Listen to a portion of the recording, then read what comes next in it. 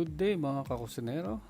Ngayon magluluto tayo ng pork chicken caldereta. Umpisahan na natin mga kakusinero. So ready na lang natin yung ating kasirola. Maglagay tayo ng mga 3 kutsara ng mantika. Pasayaan lang natin tong uminit para mailagay na natin yung ating bawang. Yan. Medyo mainit na yung ating mantika. Tingin ko tamang-tama na lang yung init niya para hindi kagad masunog yung ating bawang. Haluin lang natin siya para maluto lahat ng ating bawang. Pwede na natin ihalo ang ating sibuyas. Ihalo na rin natin ang ating sibuyas sa ating bawang. Ayan, para maluto siya na maigi. Haluin lang natin siya ng haluin. Ayan. Tama-tama lang yung apoy. Hindi siya malakas at hindi rin siya ganong kahina.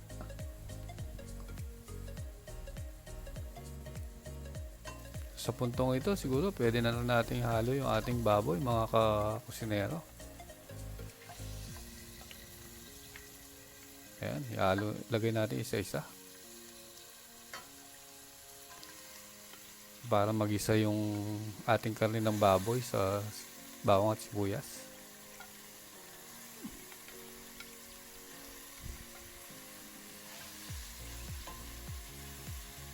Ayan.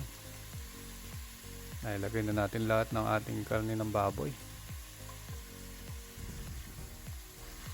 Haluin lang natin para hindi masunog at para maluto ang sabay-sabay yung lahat ng sides ng karne.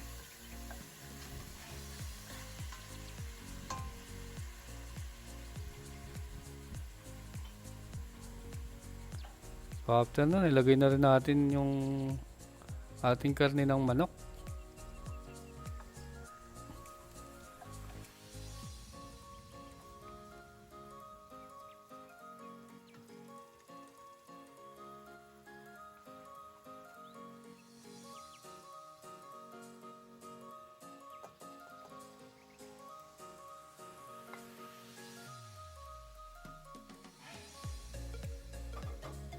Ayan mga kusinero, pwede na natin haluin yung karne ng manok para magisa din siya kasama ng ating karne ng baboy, para yung lasa ng bawang at sibuyas manuot din sa karne ng manok.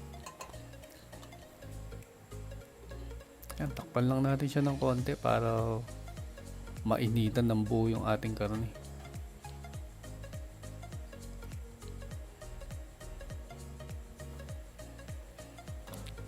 Ayan, haluin na lang natin siya mga kusinero. Ayan, no? Yan ang tinatawag nilang ginisa sa sariling mantika. Noot na noot ang lasa ng ating mga ingredients dyan mga kusinero. So pwede na lang tayo maglagay nung ating suka at saka yung toyo. Gaya ng mga nasabi natin dun sa mga nakaraan nating video mga kakusinero, pag naglagay tayo ng suka o nagluluto tayo ng may suka, huwag nating haluin hanggat hindi siya kumukulo. So ayan, kumukulo na siya paunti-unti. Ay nako, napakasarap ng ating kalderetang to, lalo na't pinagsamang baboy at saka manok. Haluin lang natin siya ng konti mga kakusinero, total kumukulo naman na, para lahat ng ating karne malagyan ng lasa ng sukat toyo. Tapos lalagay na rin natin yung ating tomato paste.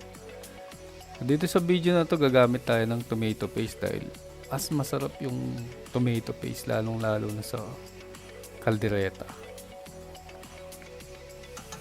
lalong magiging malapot yung sauce ng ating caldereta dahil sa tomato paste. Ayan, kumukulo na siya, oh.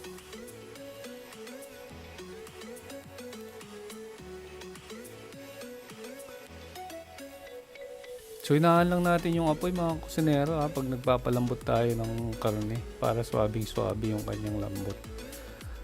So, maglagay na rin tayo ng tubig para habang pinapalambot natin yung ating karne.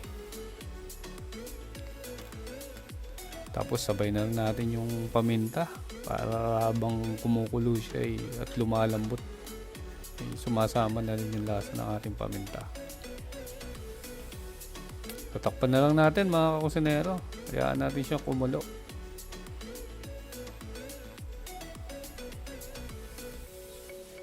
Ayan, kumukulo na siya. So haluin lang natin siya para pantay-pantay yung kanyang pagkalambot. Kung makikita nyo, medyo masabaw pa yung ating caldereta, pero kulang pa naman yung lambot ng ating karne, lalong-lalo na yung baboy. So ayos lang yan. So takpan natin siya ulit para kumulo. Ayan. Ayan, tingnan, nakita nyo. Napansin nyo ba? Nagbawas na yung sauce natin. Tingin ko malambot na yung karne. So malapit na itong maluto. So lagyan lang natin siya muna ng konting asin para lalong sumarap yung kanyang lasa. Salt to taste. Ayan, no? So lagay na lang natin yung ating siling labuyo. Siguro mga isa lang muna yung lalagay natin kasi baka naman sumobra yung anghang. Hindi na makakain yung mga kasama nating bata sa bahay. So ayan, pakuluin lang natin siya ng siguro sandali lang, mga 2-3 minuto. Ayan. Ayan, lutong-luto na to mga kusinero. Konting-konti na lang. So siguro pwede na nating patayin yung apoy.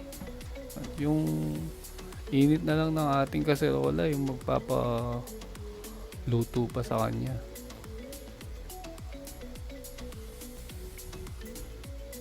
Ayan, luto na siya mga kusinero. Pwede na natin siyang anguin. Yan, lambot na ng karne ng baboy, oh. Kung napansin nyo, na-alis na yung buto niya sa laman, naghihiwalay na. Tsaka yung sauce natin lumapot na. Ang sarap na niyan.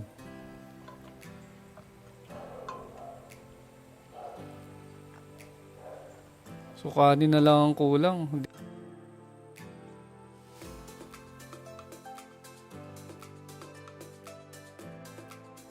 Tara, kain tayo mga kusinero.